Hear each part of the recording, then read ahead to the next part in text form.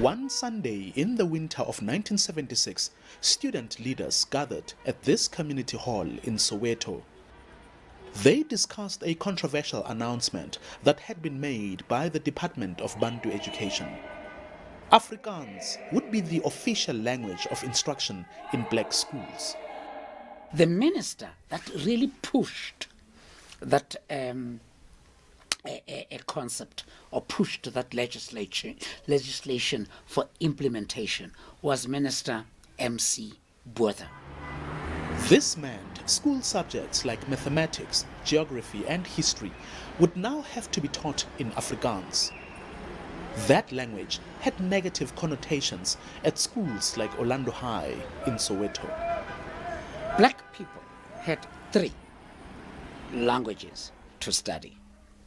It was your mother tongue, it was English, and then it was the language of the oppressor, which is Afrikaans. When Afrikaans was now imposed in all our schools, I was one of those who felt frustrated. You know, you could see the doors of learning shutting in front of your eyes to say, how am I going to be taught in Afrikaans that I don't even know? I'm struggling with the language, right? It is not my mother tongue, you know, it's not even my second language.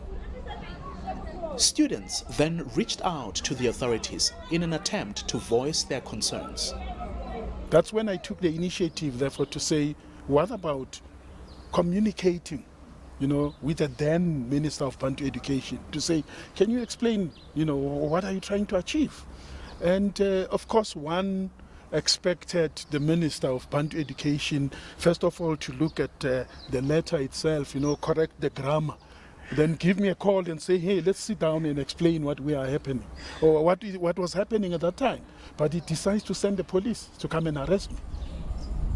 After Enos Ngutjane was picked up from Naledi High by the police, his schoolmates became extremely angry.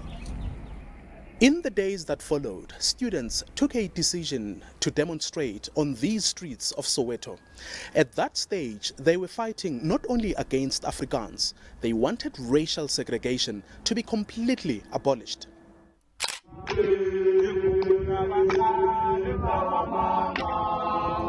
On the 16th of June 1976, crowds of learners from different schools gathered and snaked through Soweto, swelling to thousands. But in no time, the police were at the scene and ordered the marchers to disperse. The students were relentless. They then released dogs. The only defense against those police dogs was stones. So students used stones to kill the dogs. And a dog that died and made